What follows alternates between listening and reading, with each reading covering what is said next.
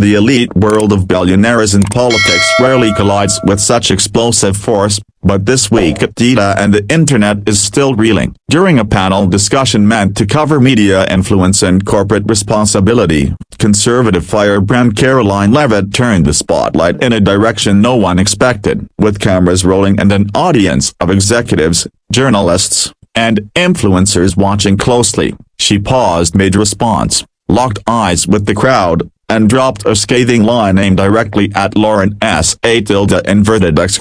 Marquez, longtime media personality and copyrightee of Amazon founder Jeff Bezos. "You want to talk about integrity in journalism," Karoline said, "then maybe we shouldn't be taking moral lectures from someone who flies private with billionaires while lecturing Americans on climate change." The room fell into stunned silence. Bezos, seated just rows away, visibly stiffened, his expression hardening instantly. Within seconds, whispers flooded the room. The moderators looked rattled. Lawrence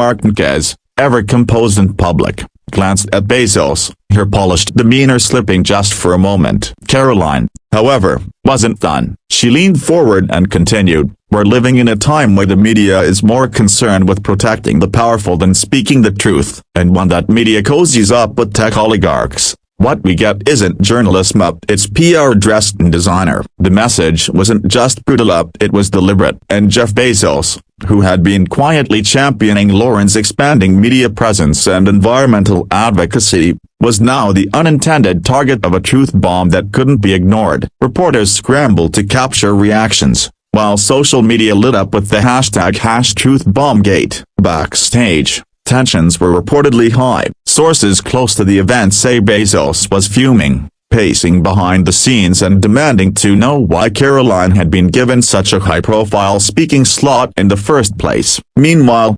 Karoline's team stood by, receiving calls from media outlets requesting interviews. The fallout was immediate. While some accused Karoline of launching a personal attack, others praised her for daring to call out the hypocrisy of elite circles who preach modest living while enjoying the luxuries of a rarefied life. The moment had transcended politics. It was now about authenticity, accountability, and the uncomfortable marriage between media and wealth. And right at the center of it all stood Bezos and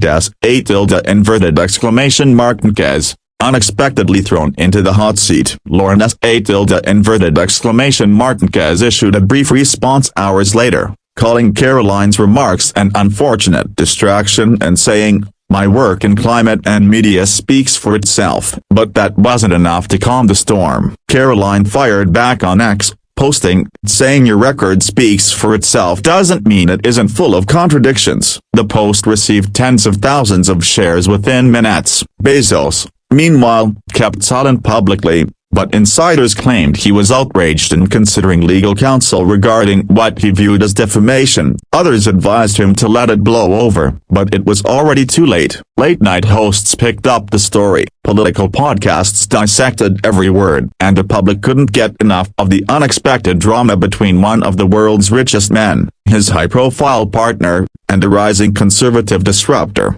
Commentators quickly split along ideological lines. Conservative voices rallied behind Karoline, calling her fearless and bold. They applauded her for speaking uncomfortable truths and refusing to bow to elite narratives. Liberal outlets, meanwhile, accused her of targeting a successful woman in media to score political points. But even among critics, there was acknowledgement, the delivery, the timing, the nervia. It was strategic and effective. Karoline had managed to dominate the news cycle with a few sentences, outshining every other panelist at the event. Meanwhile, Bezos found himself in a rare position, and not as a billionaire innovator or space pioneer, but as the copyright of someone caught in the political crosshairs. It was a reminder that in today's world, even titans aren't safe from viral takedowns. The controversy spilled into the corporate world. Amazon employees began circulating internal memos questioning the wisdom of Bezos and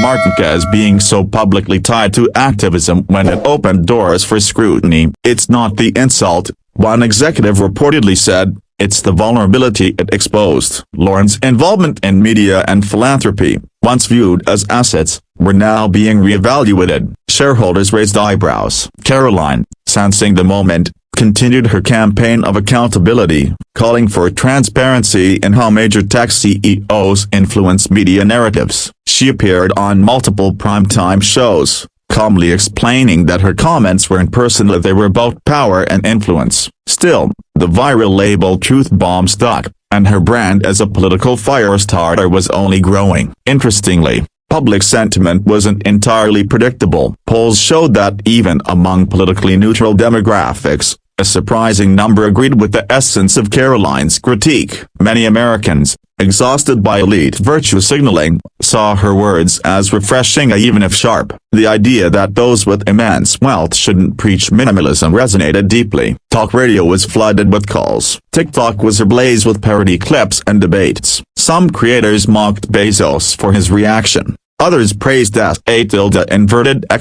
*Martinez for holding her composure. But the narrative stayed the same. Karoline had struck a nerve, and the aftershocks were being felt far beyond the political stage. Meanwhile, Karoline capitalized on the attention with precision. She launched a new platform focused on elitizing the media and called for hearings into billionaire influence on public discourse. Donations poured in. Her campaign website temporarily crashed from the spike in traffic. Critics warned she was playing with fire, taking on some of the most powerful people on earth. But Karoline didn't flinch. "The truth doesn't care how many yachts you own," she said in a follow-up interview. The boldness of her stance continued to garner praise from her base and curiosity from those outside it. She had challenged the untouchable ESA and survived. Now, she was thriving. In response, Bezos retreated from the spotlight. His public appearances were scaled back. Lauren's Martinez kept her schedule, but with added layers of PR protection. The couple's public brand, once seen as sleek and aspirational, was suddenly under scrutiny. "They'll recover," one analyst said, but the image is cracked. The moment had shown how quickly perception can shift and how even the most carefully curated reputations can be rattled by a few unscripted lines. Behind the scenes, Bezos's advisors reportedly urged him to reframe the narrative, to launch new philanthropic initiatives or double down on innovation. But for now, the story wasn't about progress. It was about a confrontation neither of them saw coming. As the dust settled, one truth remained clear: Karoline Leavitt had changed the game. With a single pointed comment, she shook the foundations of billionaire branding and celebrity activism. Jeff Bezos, used to commanding attention for rockets and riches, had been upstaged by a rising voice unafraid to question the emperor's wardrobe. And Lauren's